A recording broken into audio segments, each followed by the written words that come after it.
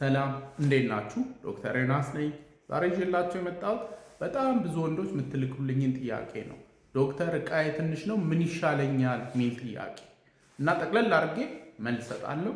መጀመሪያ አንድ ጭዌ ልንገራችሁ።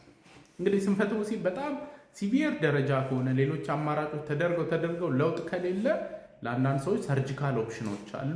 ከዛ ውስጥ አንደኛው ኦፕሽን ፕሮስቴቲክ ፔናይል ዲቫይስ ይባላል። ፕሮስቴቲክ ማለት እንግዲህ አርቲፊሻል ማለት ነው። ጥርስ ላይ ከወለቀ ፕሮስቴቲክ ጥርስ ከገባ አርቲፊሻል ጥርስ ማለት፣ ፕሮስቴቲክ እጅ ከገባ አርቲፊሻል እጅ ማለት ነው።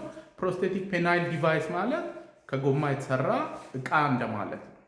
ኤኒዌይ ለረጅም ዓመታት አብረው የኖሩ ባልና ሚስት ነበሩ እና ባልየው ይሄንን ትሪትመንት ይጠቀማል። ሁል ጊዜ ግን ሊያደርጉ ሲሉ መብራት ካልጠፋ ይላታል። ለሚስቱ አልነገራትም። ሁል ጊዜ መብራት ያጠፋሉ፣ ያደርጋሉ፣ ደስተኛ ናቸው። ከብዙ ዓመታት በኋላ አንድ ቀን ድንገት እሷ መብራት አጠፋች ማለት ነው፣ አበራች።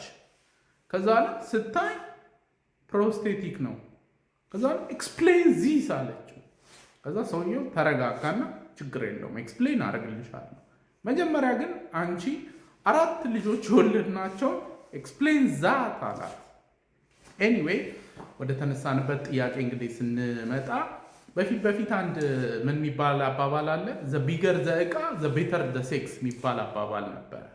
ጥናቶች የተለያዩ ምርምሮች ከተደረጉ በኋላ ግን አሁን ልክ የሲንድሬላ ስቶሪ ላይ ምናምን የሆኑ ማጂክ የምትሰራ ሴት አለች እና እሷ ብዙ ጊዜ የምትይዘው የሆነ እንጨት አለ። ከዛ ልክ ነካ ስታደርግ ወደ ፈረስ ይለወጣሉ። ነካ ስታደርግ አንድ ጫማ የሚገርም ጫማ ይሆናል እና እሱ እንጨቱ ዋንድ ይባላል። እና አሁን ላይ የሚባለው ምንድን ነው? it's not the size of the wand, it's what you do with the wand። የእንጨቱ ያቺ ማጂሻኗ የምትይዘው እንጨቱ ርዝመቱ ትልቅነቱ ሳይሆን ማተር የሚያደርገው በዛች ምን አይነት ማጂክ ትሰራለህ ወደሚል ተለውጧል።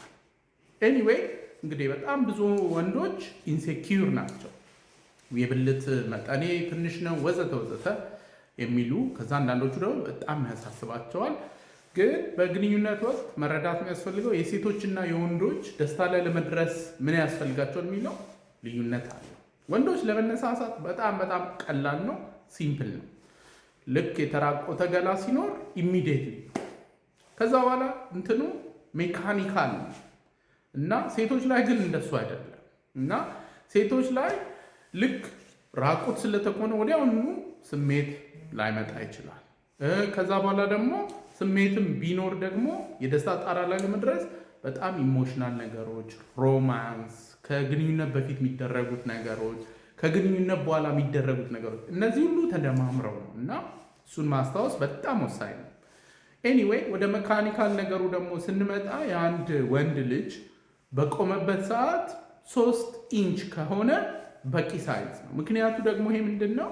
ለሴቶች በጣም ሴንሲቲቭ የሚባለው ኤሪያ ጂስፖት ይባላል እና ይሄ ላቭ ካናል ከላይኛው ጣሪያው ላይ ከውጨኛው እንትን 3 ሴንቲሜትር ገባ ብሎ ነው የሚገኘው እና ኮሩጌትድ ነው። ኮሩጌትድ ማለት ልክ የቆርቆሮ ጣራ አለ አይደለ?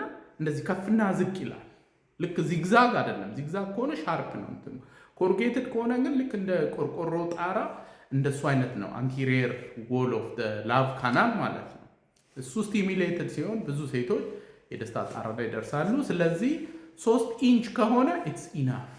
ግን ብዙ ወንዶች ላይ ኢንሴኪዩሪቲ የሚፈጥሩ 3 ነገሮች ናቸው። አንደኛው ፐርፎርማንስ አንዛይቲ፣ እንዴት ነው በቃ እንዴት አስደስታታለሁ ወዘተ የሚለው ጭንቀት፣ እሱ ራሱ ኮንፊደንስን በጣም ይሸረሽራል።